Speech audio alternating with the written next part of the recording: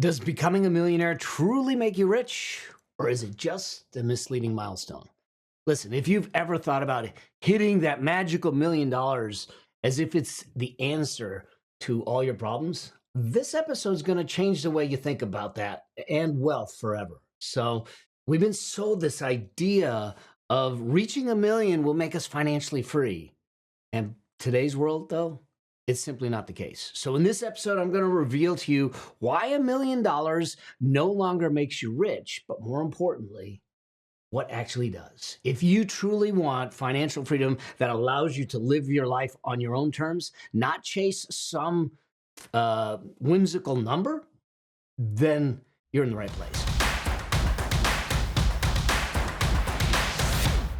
$1 million, it has been glorified, if you will, as the ultimate goal, but does it hold the same power as it once did? Because here's what I know.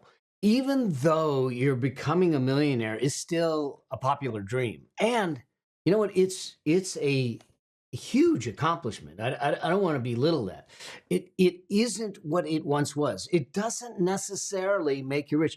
It doesn't necessarily give you the life that you want. And it might sound shocking, but that's what's true in today's economic reality. So I want you to really think about this $1 million number as if it means something and say, what really does make you rich? Because it's not really the number. In fact, that's one of the reasons that I wrote the book, Building Your Money Machine, is really for us to understand how do you connect your journey to financial freedom to the life, the existence that you want. So you have the opportunity to live a life by your own design, by your own choosing, in your own way, because you have a life of choice. And that's what happens. And maybe $1 million will give it to you. Maybe less than $1 million will give it to you, but maybe you need more. And so here's why I think that we need to be smart about this and not just chase a number. Let's go back a number of years. Let's take it back to when my son was born. My son was born in 1990. If you had $1 million in 1990, it meant it was very different than $1 million today because you have inflation and you have price increases and you've got the purchasing power that just gets eroded away over the decades. And so $1 million in 1990 would be worth significantly more today it would be worth $2.25 million. So bottom line is to be able to buy as much stuff that $1 million bought in 1990, you would need to have $2.25 million today. That's what inflation does. That's why I look at it and say, the magic million, if you will, may be something different. It may be the magic 2 million. It may be the magic 3 million. But I don't want you to chase the number. I want you to chase the lifestyle. I want you to chase the life, the richness in it. So because here's the thing. If you're living in the Midwest versus maybe in New York or San Francisco, cost of living is very different. $1 million will last differently depending on your lifestyle, where you live, and those kinds of things. Sometimes you look at $1 million, it might only last you 10, 15 years. But we have a retirement that we want it to last 30 or 40 years. And so that's why I think that we need to do the planning and the work that we do. It's one of the reasons I do the Money Machine Master Plans, where I literally take a client and I say, let's look at what you have. Let's look at the dream life you want and what that might cost. Let's look at the gap in between. Let's understand all your expenses. Let's understand all your income, and we model it. We literally run 1,000 scenarios and test it. If the market goes up, if the market goes down, if your income goes up, if your income stops, if you want to retire at 60, at 65, at 50, at 55, what does it do? What's the probability of success so we can go into it informed, equipped, and understanding what happens. And this is the better way to go. So hitting the number won't necessarily get you rich. Here's the thing. Wealth is more than just a bank account? Well, wealth to me is a statistic. It's richness that we want. And it's about how do you manage your money and get your money to work harder for you than you did for it? It's the subtitle of my book. The key to creating freedom, the key to building wealth at an accelerating rate isn't to just accumulate stuff in an account. It is to accumulate money and get that money to work harder for you than you did for it by making sure it's invested effectively, it's invested properly, and that it is growing. It is a system that you build around money and your spending and your habits that really start to drive it. Here's what I've seen.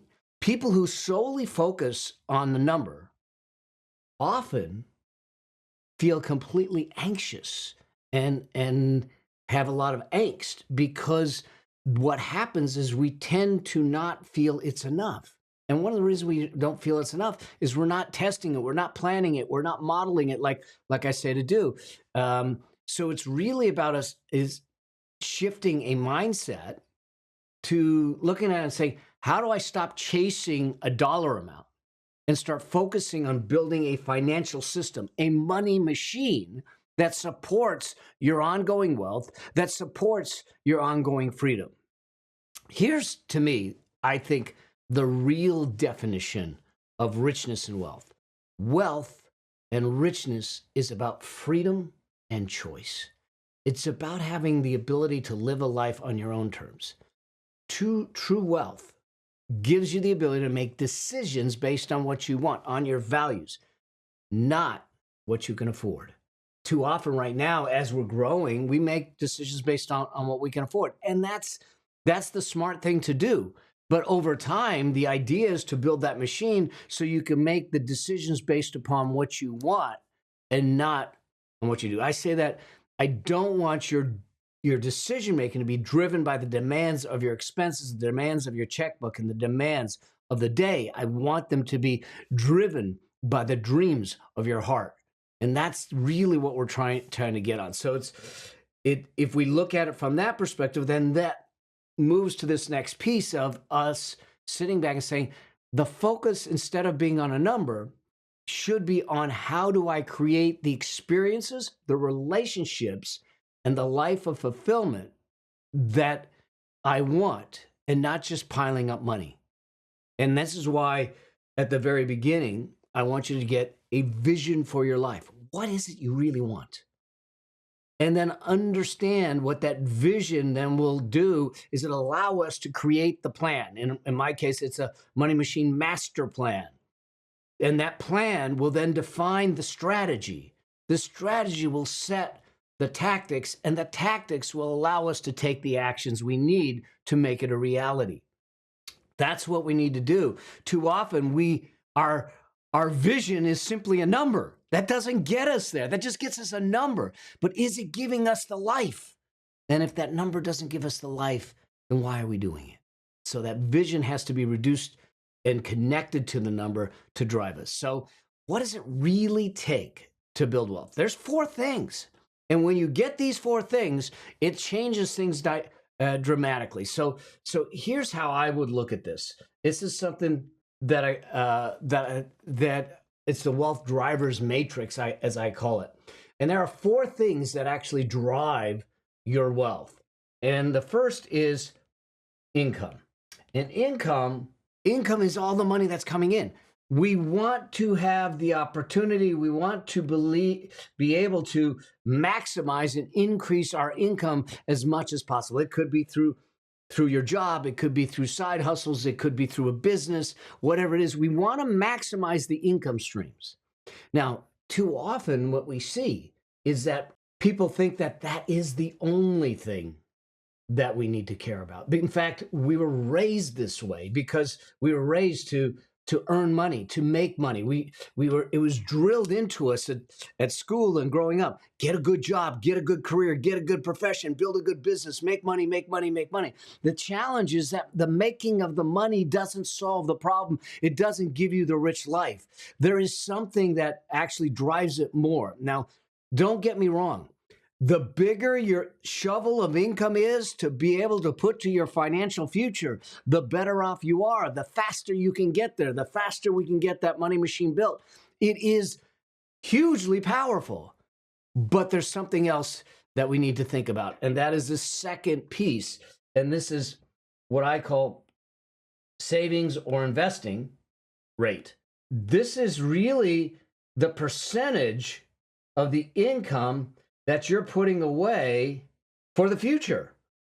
And the higher the percentage is, the better off you are. And the fact is that this, in actuality, is a far more important element to building your wealth than the income is.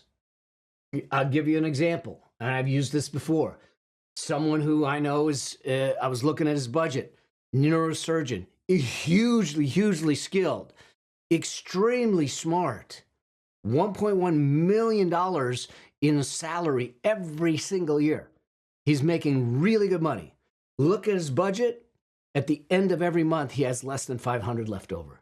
Less than $500 left over. He's making $1.1 million, and yet on an average month, he's got $500 left to his name at the end of the day. And in fact, the only amount he has in an account put away is $40,000. His income is way high. His investing and savings rate is way low. He's not building wealth. He's not moving himself closer to financial independence or freedom. So we need to make sure that we're pushing that up. So managing that becomes really important. That leads to this third piece. Now, this is about the returns. This is about how you actually invest. And this is a balance, really, if you will, between returns and risk. Because we can try and get 20, 30, 40% returns, but you're taking on a tremendous amount of risk. Risk is kind of the element that you need to look at based on your age, stage, facts, and circumstances, so you can decide and determine how much risk is appropriate to build your portfolio around. If you're 20 years old, then you can sustain yourself in a downturn and maybe be a little more aggressive. If you're 60 years old and you're closer to retirement, we don't want to be as aggressive. So your risk tolerance, your risk profile, your risk need, and your risk capacity are different at every age, stage, or circumstance in life.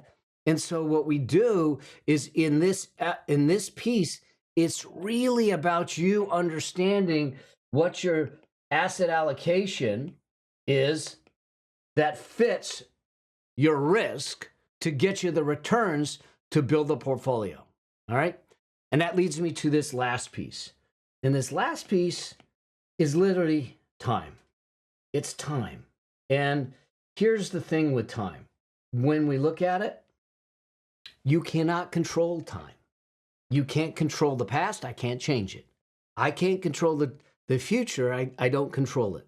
The only time I control is the present, is the now. And so the real question is when to invest. And the answer to that question is always now. If you're not investing right now, that means you're not in the game. If you're not investing right now, that means you're in the stands or you're on the sidelines watching. That means you're not in the game. You cannot win the game of wealth without being on the field playing the game of wealth. That means you need to be investing. Now, I'm not telling you what to invest in. What you invest in is dependent upon your risk profile, where you are, what the plan is, what the strategy is, and all that. But you have to get in the game. And too often, especially when we're in volatile times, I will have people say, "Hey, Mel, is now a good time to invest?" And my response to them is, "Are you investing already?" And they say, "No." Then now's a good time. Because what I do know is if you're not in the game, the one thing that for certain is you won't win because you're not in the game.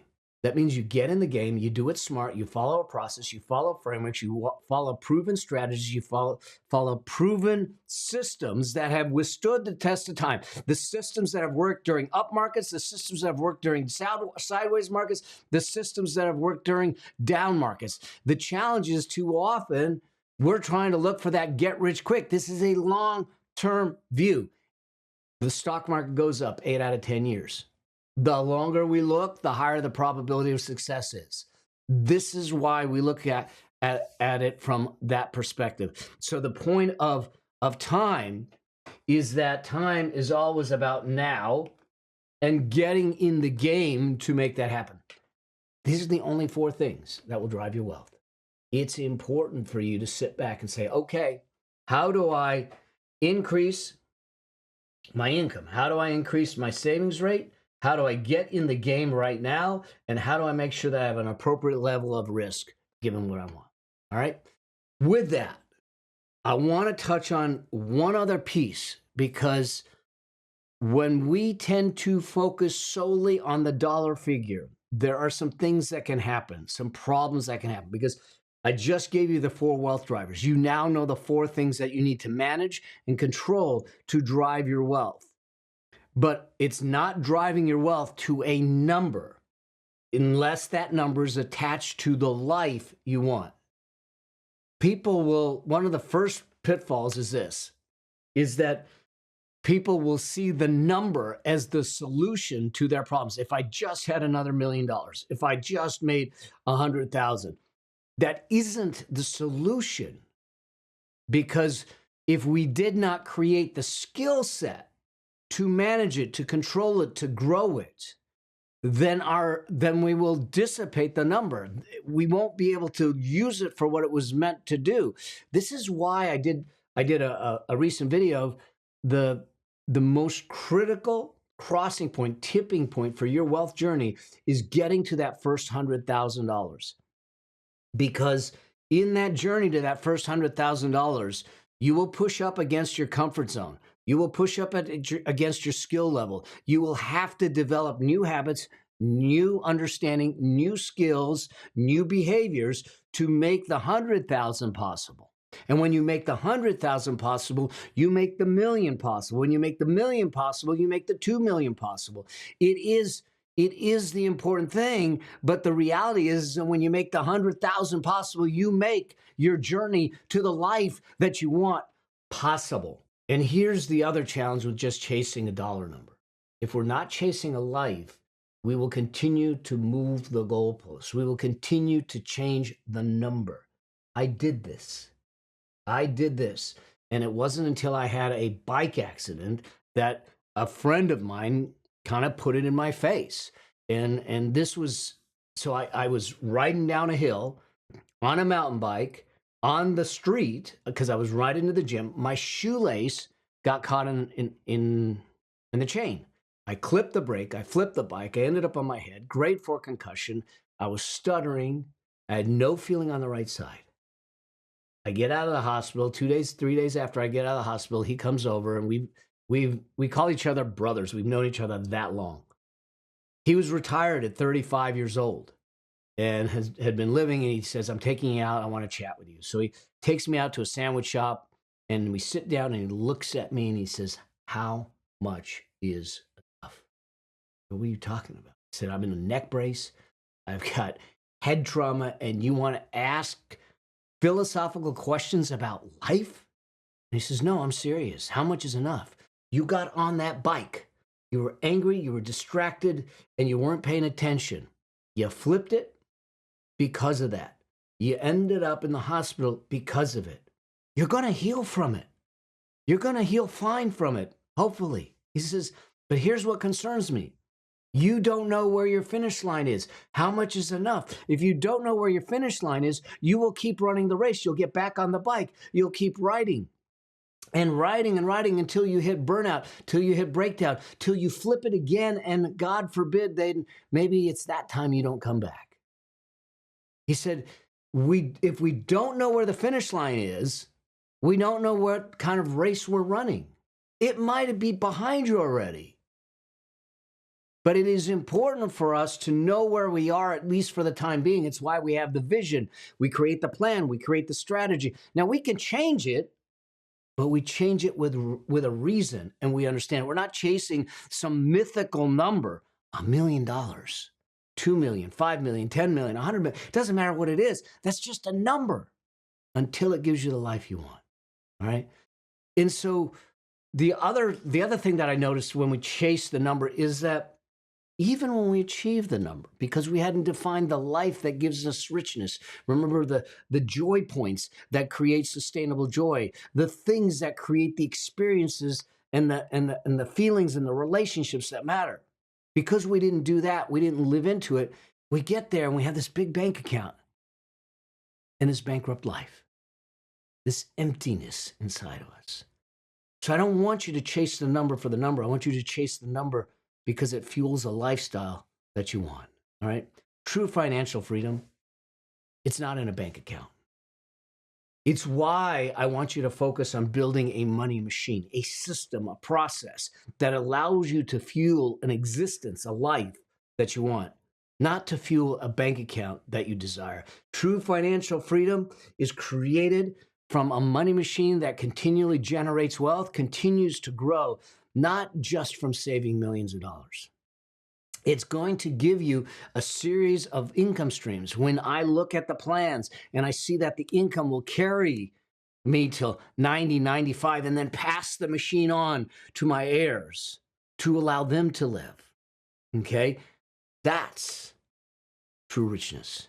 That's what I want, and that's why I think $1 million as the goal, as the sole goal, is a mistake.